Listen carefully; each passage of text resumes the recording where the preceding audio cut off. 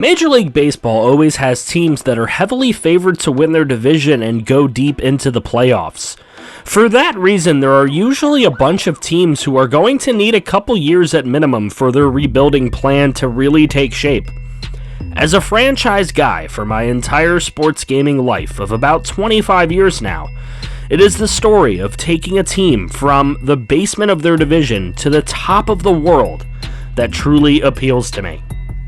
With MLB the Show 20 releasing within the next week, let's take a look at 7 teams that would be the most fun to use in MLB the Show 20. Number 7, the Texas Rangers. The Rangers have yet to win a World Series and lost 2 straight in 2010 and 2011. I also like the idea of having to combat the Angels and Astros. However, the Rangers roster isn't very good, and with only 2 top 75 prospects in the pipeline, you're going to need to draft well and make the right free agent signings to get this team to be even close to where it needs to be to make a serious run back to prominence. Number 6, the Cincinnati Reds. The Reds have done a lot this offseason to bolster their roster, adding Nick Castellanos from the Detroit Tigers and Mike Moustakas, who played with the Milwaukee Brewers last year, should help bolster the lineup, and Pedro Strop could really help the bullpen and pitching staff, which added Trevor Bauer last year in the blockbuster trade with the Cleveland Indians. The Reds could be primed to challenge the very tight NL Central for their first division title since 2012, and possibly make a run with the right moves. Much like Texas, they only have 2 top 75 prospects, so to keep them competitive, the drafting would have to be done right.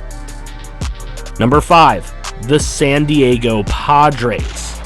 Now, this team would be higher on my list if most of the building wasn't already done for you. This is a very young team with guys who broke out last year like Hunter Renfroe and Fernando Tatis Jr. to add to Manny Machado in the lineup. If that wasn't enough, they also have 5 top 75 prospects to continue the fountain of youth in San Diego. With the right development, this team could be a serious competitor for years to come in your franchise mode. Number 4, the Toronto Blue Jays. In a very tough AL East, the Blue Jays look primed to start 3 guys who could change the course of their history. Cavan Biggio, son of Hall of Famer Craig Biggio. Vladimir Guerrero Jr., whose father was inducted into the Hall of Fame in 2018. And Bo Bichette, son of Dante Bichette, who was a 4-time All-Star and, in my opinion, was robbed for the 1995 NL MVP. He had 40 home runs and 128 RBIs. They're all set to possibly play in the big leagues together this year, and that in itself is super fun. The Blue Jays also have 3 top 100 prospects in the system to potentially add to that young core of players over the next couple of seasons. The idea of bringing along 3 sons of former Major League stars in an effort to take down the evil empire of the New York Yankees is very appealing to someone like me. Number 3, the Seattle Mariners. I did the Mariners for my MLB The Show 19 franchise mode. I'll leave a link to that in the description as well as in the cards of this video if you want to check that out. However, this year is another very prime season to use the Mariners. Their top prospect, Jared Kelenic, is closer to coming up to the majors, and they have 4 other top 100 prospects that could make for a fun rebuild. Moves will need to be made in free agency to keep the team a true competitor, but as I showed in my MLB The Show 19 franchise, it can be done with just a tiny little budget stretch. Number 2 is the Baltimore Orioles. This is quite an obvious one, really. With the state of how bad the active roster of the Orioles is, you would think they have more than 4 top 100 prospects, however, they don't. But that doesn't mean that those 4 guys can't be the start of a beautiful rebuild with high draft picks likely to be coming in over the next couple of seasons as well. The main reason Baltimore isn't higher on my list is because it would clearly be the most torturous rebuild for at least 2 or more seasons. If you're very good at the show and are looking for a bare bones roster that you can build up in a couple of seasons, this might be the team for you. And number 1, I'm sure most of you may have seen this one coming. It's the Detroit Tigers. Obviously, the Tigers are going to be my MLB the Show 20 franchise team, and not only because they won the poll that I posted in the community tab. The Tigers have 4 top 50 prospects,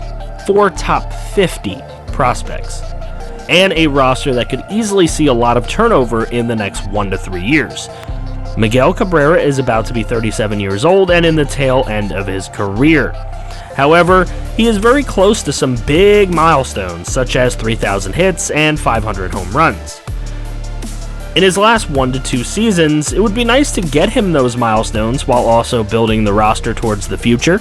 Jordan Zimmerman's awful contract is off the books after 2020, and the rest of the roster could be let loose over the next 2 off seasons.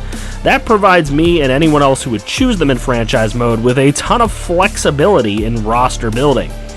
There's also building off future ace Matthew Boyd. Getting big pitching prospects like Casey Mize and Matt Manning to come up and join Matthew Boyd to build a dominant starting rotation is something that I am very much looking forward to doing. Did I leave a good choice off the list? Are one of these teams overrated as a franchise team?